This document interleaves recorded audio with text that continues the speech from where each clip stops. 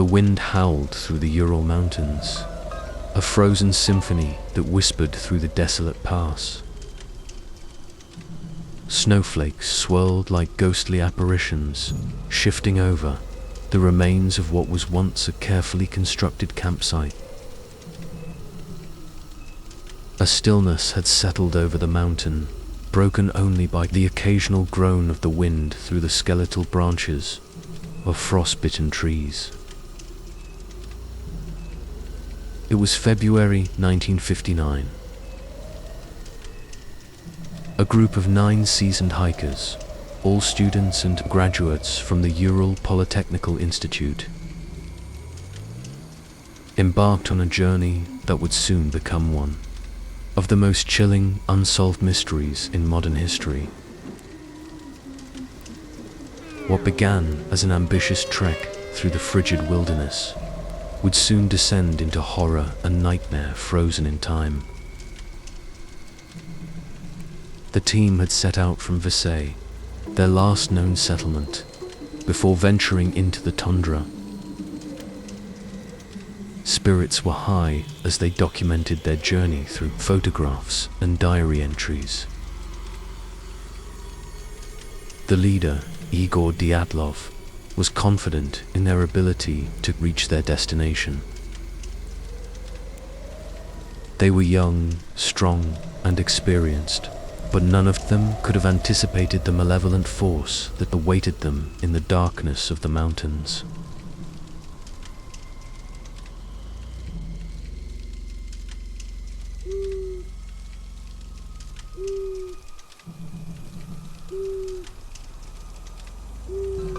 As they ventured deeper into the Ural wilderness, the landscape became increasingly unforgiving.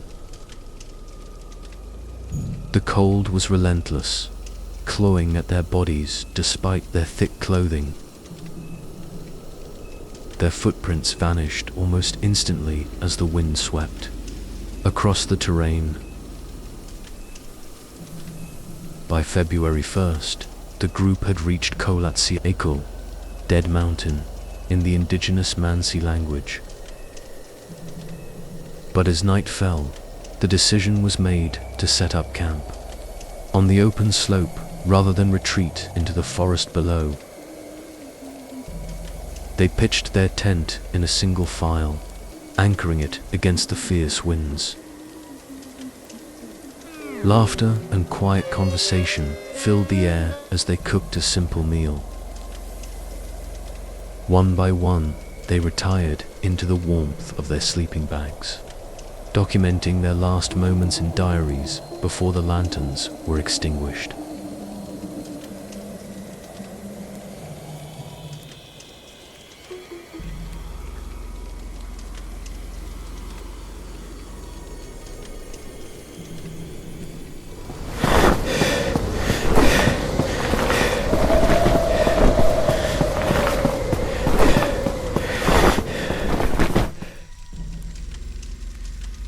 Then something happened, something unexplainable. In the dead of night, something or someone disturbed the camp. The fabric of the tent was torn open from the inside. Barefoot tracks led away from the site, trailing deep into the forest below. But there was no sign of a struggle, no sign of an enemy. It was as if they had fled in sheer terror, abandoning all protection against the elements. The cold was merciless. The snow burned like fire against their exposed skin. Disoriented and terrified, the hikers scattered in multiple directions, searching for safety. Some ran toward the tree line, desperate to find shelter. Others collapsed from exhaustion, their bodies succumbing to hypothermia. But the horror was far from over.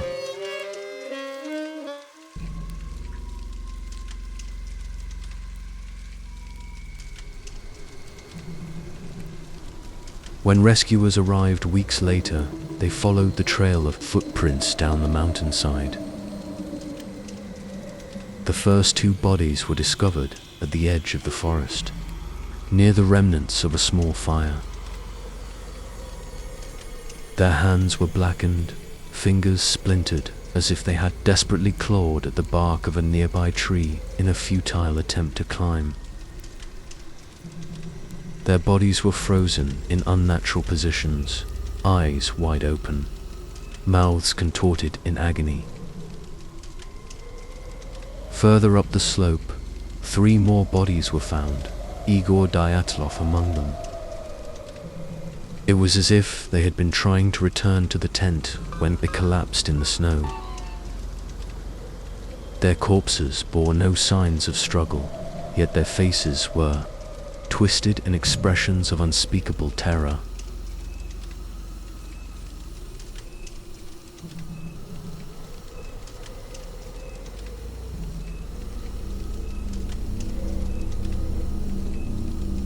It wasn't until months later that the remaining 4 bodies were discovered. They were found deep in a ravine, buried under thick layers of snow. But what puzzled investigators the most were the injuries. One hiker's skull had been crushed with a force comparable to a high-speed car accident. Another had multiple broken ribs, yet there were no external wounds, no bruising, no cuts. The most disturbing discovery was one of the women. Her body was missing its tongue and eyes, as if something had ripped them from her skull. What could have caused such devastation? A simple avalanche would not explain the precision of the injuries. Theories spiraled from government experiments to supernatural entities lurking in the mountains. But the most chilling truth remained: no one would ever truly know what happened that night.